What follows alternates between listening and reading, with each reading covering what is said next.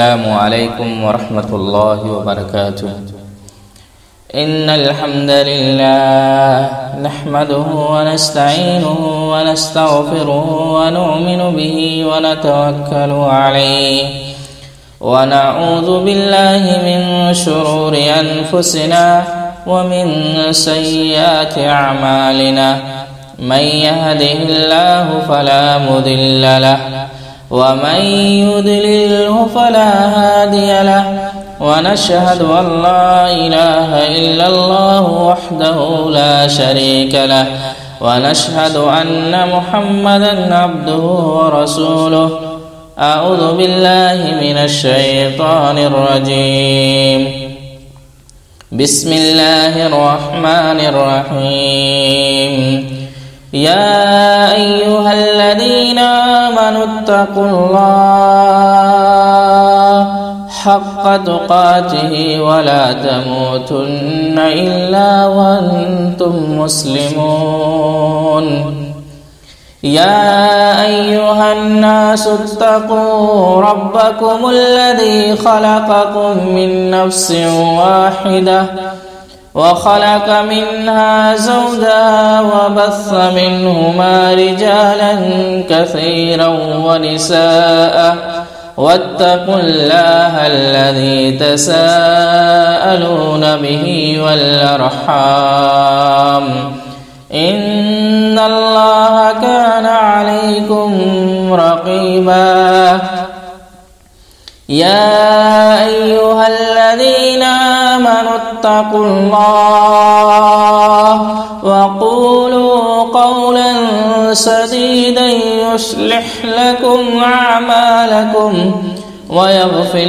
لكم ذنوبكم ومن يطع الله ورسوله فقد فاز فوزا عظيما أما بعد فإن أصدق الكلام كلام الله وأحسن الهدي هدي محمد صلى الله عليه وسلم وشر الأمور محدثاتها فإن كل محدثة بدعة وكل بدعة ضلالة وكل ضلالة في النار قال الله تعالى في القرآن المجيد أعوذ بالله من الشيطان الرجيم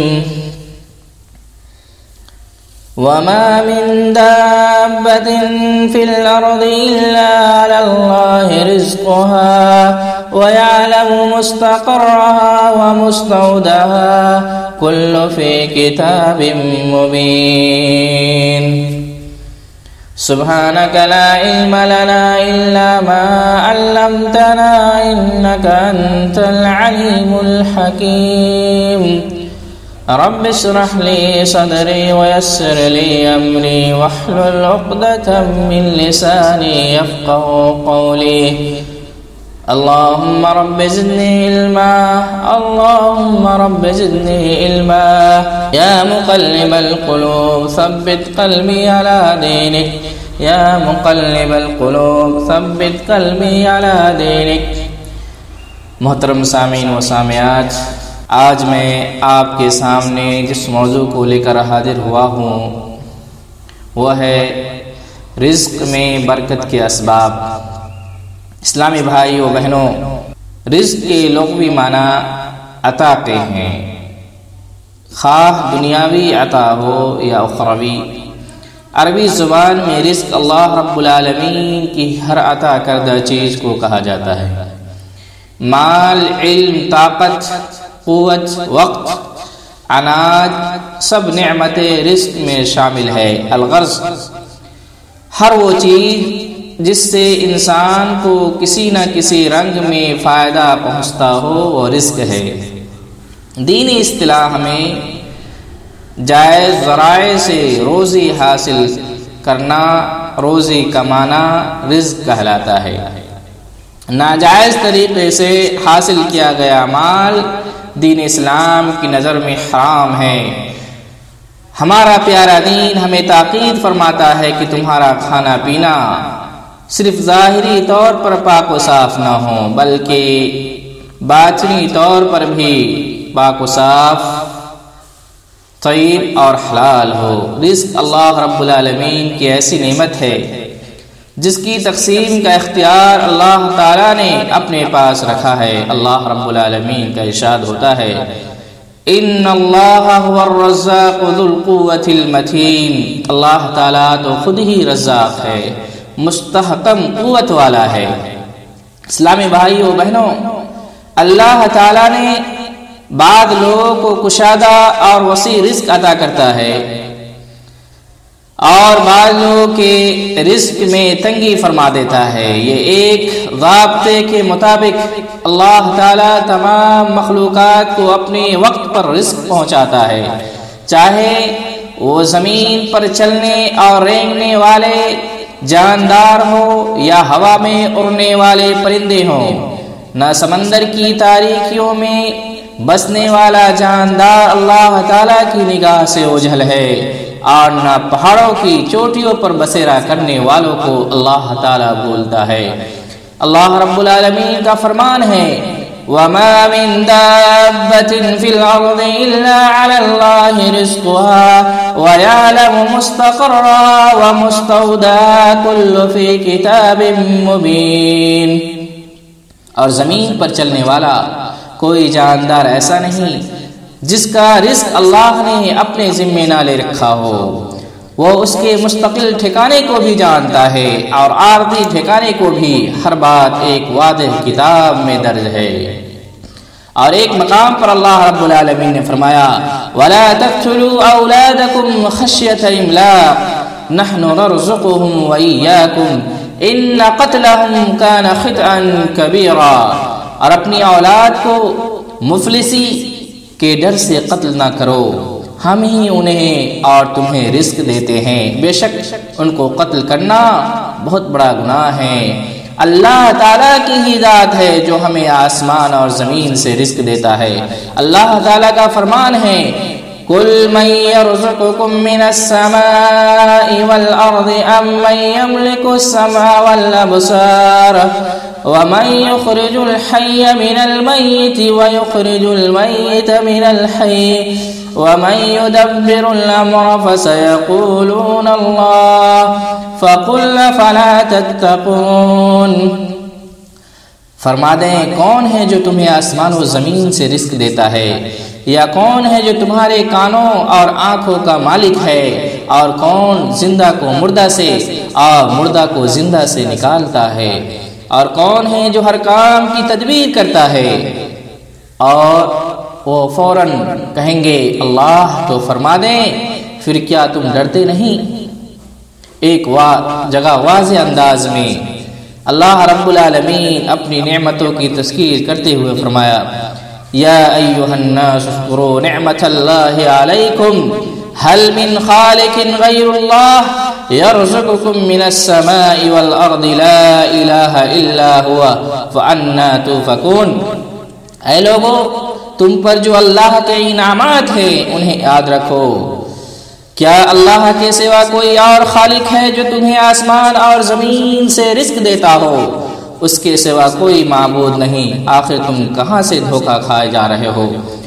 محترم سامعین و سامعات، ہم لوگ رزق صرف کھانے کی چیزوں کو کہتے ہیں، حالانکہ ایسا نہیں ہے، بلکہ رزق اللہ تعالیٰ کی دی ہوئی ہر نعمت کو کہتے ہیں، چاہے وہ صحت ہو، علم ہو، اخلاق ہو، عمل ہو، نیک بیوی اور اولاد ہو، مال ہو، دلی اطمینان ہو، یا پھر امن و امان کی نعمت ہو۔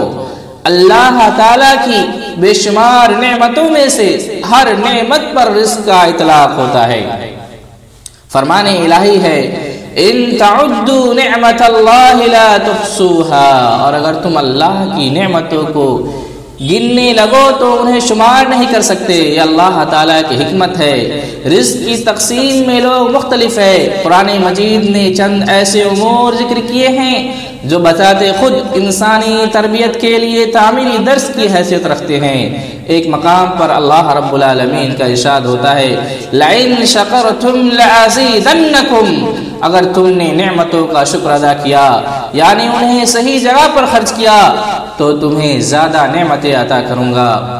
دوسرے مقام پر تقوی و پرہیزگاری کو وسعت رزق کا معیار بنا دیا گیا وَلَوْ أَنَّ أَهْلَ الْقُرَىٰ آمَنُوا وَاتَّقُوا لَفَتَحْنَا عَلَيْهِمْ بَرَكَاتٍ مِّنَ السَّمَاءِ وَالْأَرْضِ، اگر روئے زمین کے لوگ ایمان لے آئے اور تقوی اختیار کر لے تو ہم آسمان و زمین کی برکتیں ان کے لیے کھول دے۔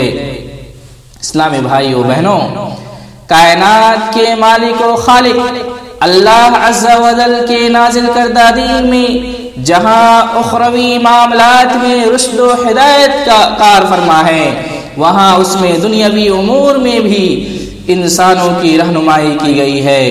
جس طرح اس دین کا مقصد آخرت میں انسانوں کو سرفراز و سربلند کرنا ہے، اسی طرح یہ دین اللہ تعالیٰ نے اس لیے بھی نازل فرمایا کہ انسانیت اس دین سے وابستہ ہو کر دنیا میں بھی خوشبختی اور سعادت مندی کی زندگی بسر کرے۔ کسب بعض کے معاملے میں اللہ تعالیٰ رسول اللہ صلی اللہ علیہ وسلم نے بنی نوع انسان کو حیرانی میں ٹامک ٹوئیاں مارتے ہوئے نہیں چھوڑا، بلکہ کتاب و سنت میں رزق کے حصول کے اسباب کو خوب وضاحت سے بیان کر دیا گیا ہے۔ اگر انسان ان اسباب کو اچھی طرح سمجھ کر مضبوطی سے تھام لے اور صحیح انداز میں اس سے استفادہ کرے تو اللہ مالک الملک جو بہت زیادہ رزق عطا فرمانے والا اور بہت زیادہ قوت والا ہے، لوگوں کے لیے ہر جانب سے رزق کے دروازے کھول دے، آسمان سے ان پر خیر و برکات نازل فرما دے اور زمین سے ان کے لیے گوناگون اور بیش بہا نعمتیں اگا دے۔ قرآن و حدیث میں بہت سے ایسے اعمال کی طرف وعد اشارہ موجود ہے جو رزق میں برکت اور دولت میں فراوانی کا باعث ہے۔ یقیناً ہم رزق میں وسعت اور برکت کے خواہش تو رکھتے ہیں، مگر قرآن و حدیث کی روشنی میں رزق کی وسعت کسادگی کے اسباب سے ناواقف ہے، صرف دنیاوی جد و جہد محنت اور کوشش پر انحصار کر لیتے ہیں۔ اگر ہم دنیاوی کوشش کے ساتھ ان اسباب کو اختیار کر لے تو اللہ تعالی ہمارے رزق میں کشادگی اور برکت عطا فرمائے گا انشاءاللہ، جو ہر شخص کی خواہش ہے۔ تو آئیے ان اسباب کو تلاشتے ہیں اور انہیں ڈھونڈتے ہیں۔ سب سے پہلا سبب جو رزق میں برکت کے اسباب ہیں، ان میں سب سے پہلا سبب بہترین رزق دینے والے اللہ تعالیٰ سے رزق کو مانگنا ہے۔ اللہ تعالیٰ کا فرمان ہے وَارْزُقْنَا وَأَنْتَ خَيْرُ الرَّازِقِينَ، وَارْزُقْنَا وَأَنْتَ خَيْرُ الرَّازِقِينَ، اور ہمیں رزق دے اور تو بہتر رزاق ہے۔ نبی صلی اللہ علیہ وسلم نے فرمایا جب تم کہو گے اللہم ارزقنی تو اللہ کہے گا میں نے رزق دینے کا فیصلہ کر دیا ہے۔ اس حدیث کو علامہ البانی نے صحیحہ کے اندر ذکر کیا ہے۔ رزق میں برکت کے دوسرے اسباب یہ ہیں، رزق کے حصول کے لیے اللہ سے ان کا فضل مانگنا اور اس کے لیے کوشش کرنا ہے۔ اس سلسلے میں نبی کریم صلی اللہ علیہ وسلم کا عمل بھی ہے۔ حضرت عبداللہ بن مسعود رضی اللہ تعالیٰ عنہ کہتے ہیں رسول اللہ صلی اللہ علیہ وسلم کے پاس ایک مہمان آیا، آپ نے کھانا لانے کے لیے ایک آدمی کو اپنی ازواج مطہرات کے پاس بھیجا، لیکن ان میں سے کسی ایک کے پاس بھی کھانا نہ ملا، تو آپ نے دعا کی اللہم انی اسألک من فضلک ورحمتک فَإِنَّهُ لَا يَمْلِكُهَا إِلَّا أَنْتَ، اے اللہ میں تجھ سے تیرے فضل اور تیری رحمت کا سوال کرتا ہوں، بے شک تیرے سوا اس کا کوئی مالک نہیں۔ چنانچہ آپ صلی اللہ علیہ وسلم کے پاس بھنی ہوئی بکری کا تحفہ لایا گیا، تو آپ صلی اللہ علیہ وسلم نے فرمایا یہ اللہ کا فضل ہے اور ہم رحمت کا انتظار کر رہے ہیں۔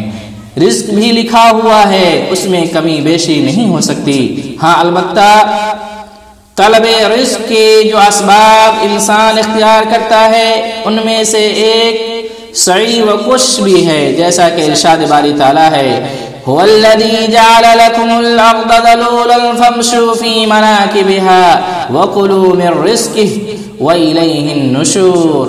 وہ ذات جس نے تمہارے لیے زمین کو تمہارے مطیع بنا دیا، تمہارا فرما بردار بنا دیا، تاکہ تم اس کی راہوں میں چلتے پھرتے رہو، اللہ کی روزیاں کھاؤ، اسی کی طرف تمہیں جی کر اٹھ کھڑا ہونا ہے۔ رزق کی برکت کے اسباب میں تیسرا سبب رزق کے حصول کے لیے استغفار کرنا ہے، اللہ تعالی سے گناہوں کی معافی مانگنا ہے۔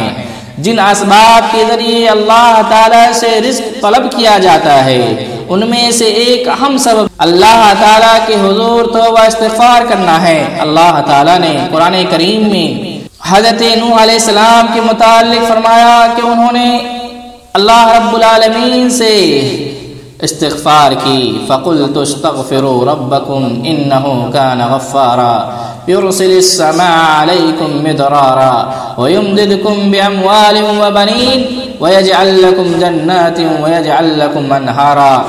بس میں نے کہا اپنے پروردگار سے گناہوں کی معافی طلب کرو، بے شک وہ بڑا بخشنے والا، آسمان سے تم پر موسلا دھار بارش برسائے گا اور تمہارے مالوں اور اولاد میں اضافہ کرے گا اور تمہارے لیے باغ اور نہریں بنائے گا۔ امام راغب اصفہانی رحمہ اللہ اس ارشادات کے ذریعے سے فرماتے ہیں صرف زبان سے گناہوں کی معافی طلب کرنے کا حکم نہیں دیا گیا، بلکہ زبان اور عمل دونوں کے ساتھ معافی طلب کرنے کا حکم دیا گیا ہے۔ عمل کے بغیر فقط زبان سے گناہوں کی معافی طلب کرنا بہت بڑے جھوٹوں کا سیوا ہے۔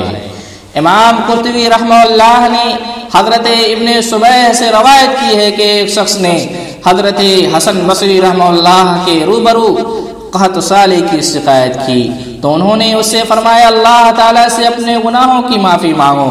دوسرے شخص نے غربت و افلاس کی شکایت کی تو اس سے فرمایا اللہ تعالیٰ سے اپنے گناہوں کی معافی طلب کرو۔ تیسرے شخص نے حاضر خدمت ہو کر عرض کی اللہ تعالیٰ سے دعا کیجئے کہ وہ مجھے بیٹا عطا فرما دیں۔ آپ نے اس کو بھی جواب میں تلقین کی اللہ تعالیٰ سے اپنے گناہوں کی معافی کی درخواست کرو۔ چوتھے شخص نے ان کے سامنے اپنے باغ کی خوشحالی کا شکوہ کیا تو اس سے فرمایا اللہ تعالیٰ سے اپنے گناہوں کی معافی کی التجا کرو۔ ابن صبیح کہتے ہیں ہم نے ان سے کہا آپ کے پاس 4 اشخاص الگ الگ شکایتیں لے کر آئے اور آپ نے ان سب کو ایک ہی بات کا حکم دیا کہ اللہ تعالیٰ سے اپنے گناہوں کی معافی کا سوال کرو۔ امام حسن بصری رحمہ اللہ نے انہیں جواب دیا میں نے انہیں اپنی طرف سے تو کوئی بات نہیں بتلائی، میں نے تو انہیں اس بات کا حکم دیا ہے جو بات رب کریم نے سورہ نوح میں بیان فرمایا فَقُلْتُ اسْتَغْفِرُوا رَبَّكُمْ إِنَّهُ كَانَ غَفَّارًا يُرْسِلِ السَّمَاءَ عَلَيْكُمْ مِدْرَارًا وَيُمْدِدْكُمْ بِأَمْوَالٍ وَبَنِينَ وَيَجْعَلْ لَكُمْ جَنَّاتٍ وَيَجْعَلْ لَكُمْ أَنْهَارًا۔ اللہ اکبر! دیکھیں استغفار کے فوائد و ثمرات کتنی زیادہ ہیں۔ اس آیت کریمہ میں اس بات کی دلیل ہے کہ گناہوں کی معافی مانگنے سے رزق میں وسعت، کشادگی اور برکت ہوتی ہے۔ توبہ استغفار کرنے والوں کے لیے اللہ تعالیٰ کی طرف سے متاع حسن، اچھا ساز و سامان عطا فرمانے کا وعدہ ہے۔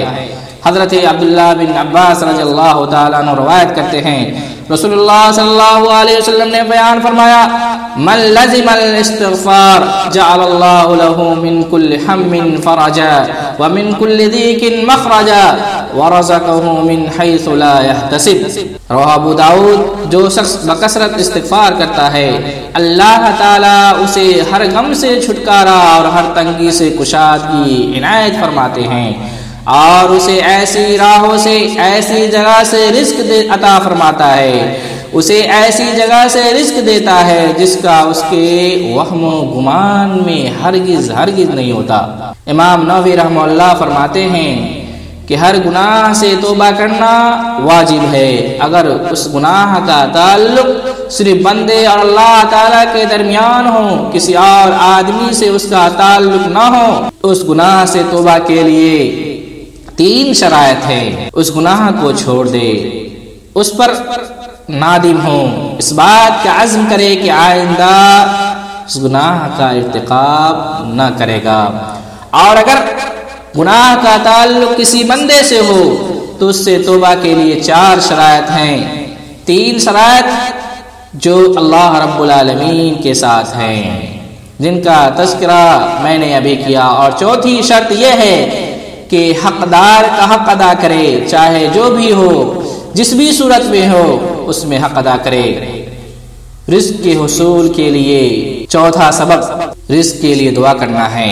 ایک شخص آپ صلی اللہ علیہ وسلم کے پاس آیا اور اس نے کہا، اے اللہ کے رسول صلی اللہ علیہ وسلم، جب میں اپنے رب سے دعا کروں تو کیا کہا کروں اور اپنے رب سے کیا مانگوں؟ آپ صلی اللہ علیہ وسلم نے فرمایا، اللہم اغفر لی وارحمنی واہدنی وعافنی وارزقنی، رواہ مسلم۔ اے اللہ مجھے معاف فرما، مجھ پر رحم فرما، مجھے عافیت دے اور مجھے رزق عطا فرما۔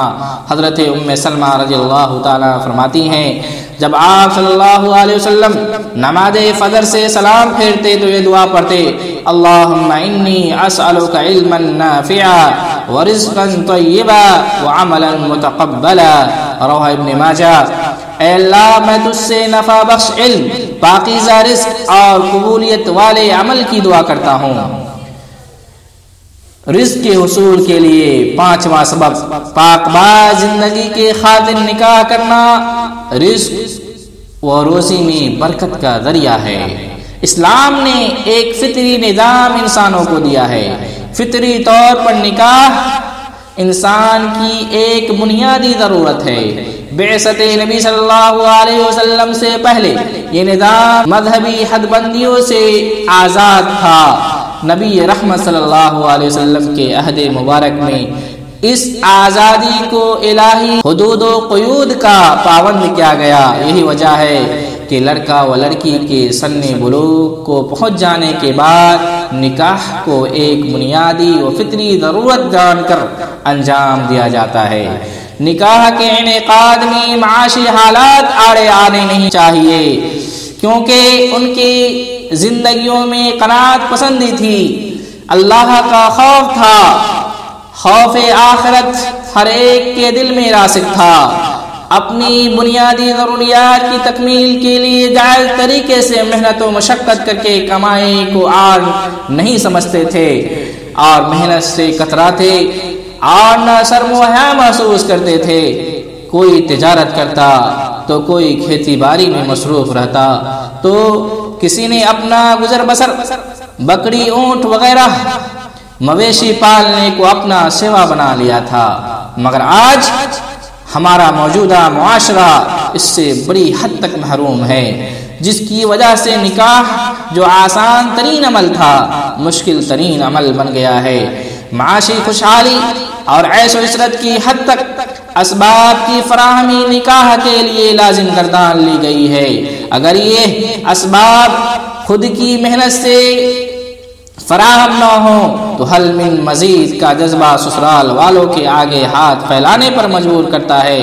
حمیت و غیرت کے رخصت ہو جانے سے اس وقت معاشرہ کا اکثر حصہ اس مرض میں مبتلا ہے کہ لڑکیاں بن بیاہی کسی اچھے نیک رفیق کے سفر کے انتظار میں جوانی سے بڑھاپے کی دہلیز پر پہنچ رہی ہے۔ بنیادی اعتبار سے رشتہ کرنے میں اصلاً دینداری، تقوی، پرہیزگاری، شرافت و انسانیت اور محنت و جستجو پیش نظر ہے۔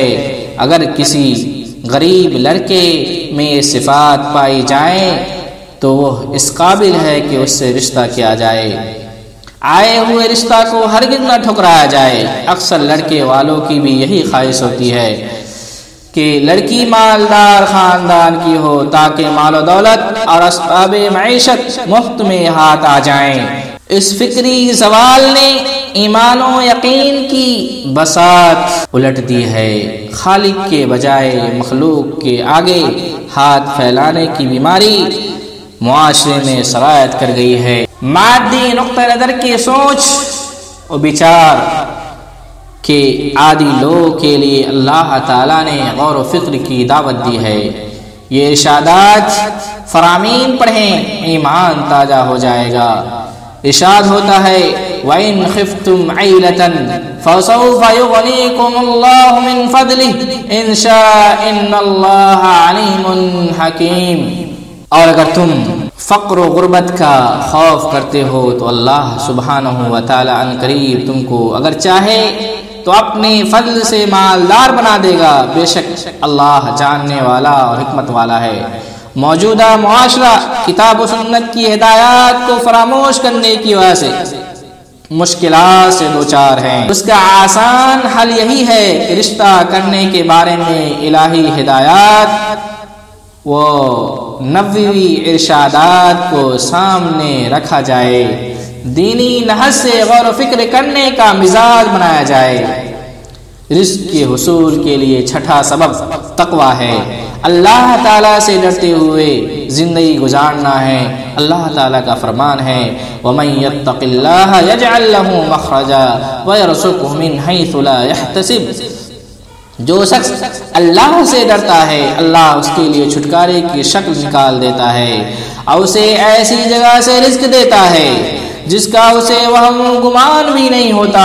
امام نووی رحمہ اللہ نے تقوی کی تعریف یوں بیان فرمائی کہ اللہ تعالیٰ کے اوامر و نواہی کی پابندی کرنا ہے، اور تقوی کے معنی یہ ہے کہ انسان ایسے کاموں سے بچا رہے جو اللہ کی ناراضگی اور عذاب کا سبب ہوں۔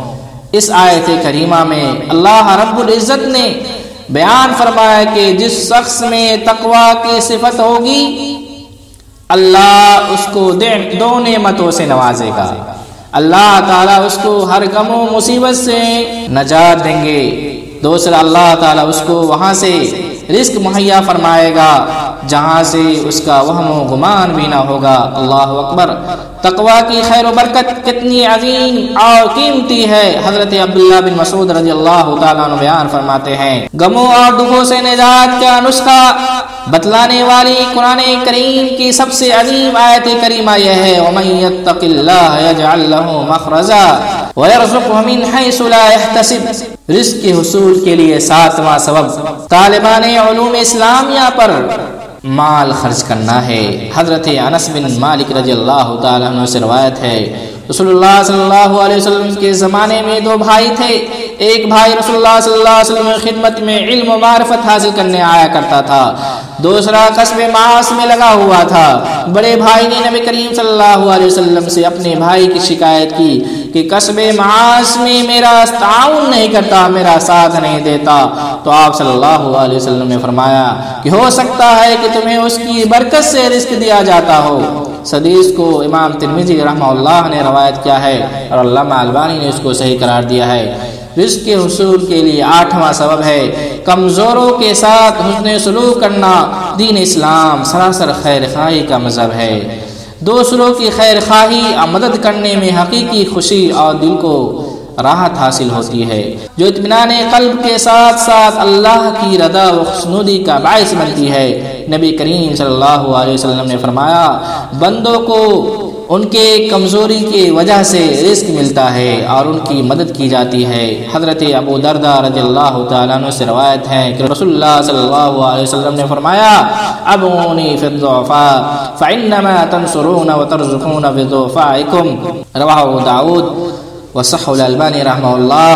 تم لوگ میری رضا اپنی کمزوروں کے اندر تلاش کرو، کیونکہ تمہیں کمزوروں کی وجہ سے رزق ملتا ہے اور تمہاری مدد کی جاتی ہے۔ اسلامی بھائی و بہنوں، آج ہمیں اپنے آپ کو نکھارنے اور اپنے اندر اعلیٰ اوصاف پیدا کرنے کی کوشش کرنی ہوگی۔ اس لیے تو سبھی جیتے مرتے ہیں، آج اپنے لیے تو سبھی جیتے مرتے ہیں، کیوں نہ دوسروں کے لیے زندہ رہیں اور مریں، کیوں نہ دوسروں کی مشکلات و مسائل کو محسوس کرتے ہوئے ان کا ہاتھ بٹایا جائے، کیوں نہ کسی مجبور کا علاج ہو سکتا ہے تو اس کا علاج کرایا جائے، کیوں نہ کسی کے حصول رزق میں معاونت ہو سکتی ہے تو اس میں اس کی مدد کی جائے، کیوں نہ کسی کے حصول علم میں مدد دی جا سکتی ہے تو اس کی مدد کی جائے، یہ ہمارے لیے باعث فخر اور باعث اعزاز اور راحت کا سبب ہوگی۔ لہذا ہمیں اپنی زندگی کو اس انداز پر پرسکون گزارنے کی کوشش کی جائے کہ دین و دنیا کی خوشنودی کے ساتھ ساتھ دلی اطمینان بھی حاصل ہو۔ یہی حقیقی زندگی ہے۔ رزق کے حصول کے لیے 9واں سبب صبح سویرے کام کی شروعات کرنا ہے۔ نبی کریم صلی اللہ علیہ وسلم کا ارشاد ہے، رزق کی تلاش اور حلال کمائی کے لیے صبح سویرے ہی چلے جایا کرو، کیونکہ کاموں میں برکت اور کشادگی ہوتی ہے۔ آپ صلی اللہ علیہ وسلم نے دعا بھی کی تھی، اے اللہ میری امت کی صبح میں برکت عطا فرما، اللہم بارک لامتی فی بکورہا۔ صحیح ابن ماجہ کی روایت ہے، رزق میں برکت کے لیے جو اسباب ہے ان میں 10واں سبب تجارت میں سچائی و راست بازی اختیار کرنا ہے۔ اللہ تعالیٰ نے تجارت کے ذریعے حلال طریقے سے غیر کے مال کو کھانے کا حکم دیا اور باطل طریقے سے منع کر دیا ہے۔ فرمان الہی ہے، یا ایھا الذین آمنوا لا تاکلوا اموالکم بینکم بالباطل الا ان تکون تجارۃ عن تراض منکم ولا تقتلوا انفسکم ان اللہ کان بکم رحیما۔ اسی طرح وہ اعمال جن کی وجہ سے انسان کی رزق و روزی میں کمی ہو جاتی ہے، مثلا سستی اور بیکاری، اور اگر کوئی شخص سست ہو اور کسی کام کے پیچھے نہیں جاتا ہو تو ممکن ہے اس کی زندگی بہت سخت ہو جائے۔ اسی طرح اسراف و فضول خرچی ہے، اگر کوئی اللہ کی نعمتوں کو اسراف کر کے فضول خرچی کر کے جایا کر دے تو ممکن ہے وہ فقیر ہو جائے۔ رزق کے حصول کے لیے 11واں سبب ناپ تول کو پورا کرنا ہے۔ آج ہمارے یہاں رزق میں برکت نہ ہونے کی ایک بڑی وجہ ناپ تول میں کمی کرنا ہے۔ اس گناہ کے مرتکب افراد بھی برکت سے محروم رہتے ہیں۔ ترازو میں ڈنڈی ماری جائے گی تو اخراجات میں سختی آ جائے گی، قحط جیسی ذلت آ جائے گی اور حکمرانوں کی ظلم برداشت کرنا پڑیں گے۔ قرآن کی زبانی ویل و ہلاکت اور تباہی و بربادی ایسے لوگوں پر جو ناپ تول میں کمی کرتے ہیں اور ڈنڈیاں مارتے ہیں۔ آج ہمارے معاشرے میں یہ چیز موجود ہے، پتہ بھی ہوتا ہے مگر اپنی مجبوری بتا دیتے ہیں۔ جبکہ یہ حال ہو تو برکتیں اور رحمتیں کیسے نازل ہوگی؟ محترم سامعین و سامعات، ان کے علاوہ اور بھی بہت سارے اسباب ہیں جن کو اپنا کر ہمارے رزق میں برکت کے اسباب پیدا ہو سکتے ہیں۔ ضرورت اس بات کی ہے کہ رزق کی تلاش میں کشف معاش میں ہمیشہ حلال ذرائع اپنائیں اور قناعت پسندی کو اختیار کریں۔ یہ چند باتیں تھیں رزق میں برکت کے اسباب کے تعلق سے آپ کے سامنے رکھی گئی۔ آخر میں اللہ رب العالمین سے دعا ہے کہ وہ ہمارے رزق و مال میں برکت دے اور رزق حلال کی توفیق عطا فرمائے۔ یا اللہ ہمیں صحیح معنوں میں دین کی سمجھ اور عمل کی توفیق عطا فرما، آمین۔ اقول قولی ھذا فاستغفر اللہ لی ولکم ولسائر المسلمین فاستغفروہ انہ ھو الغفور الرحیم۔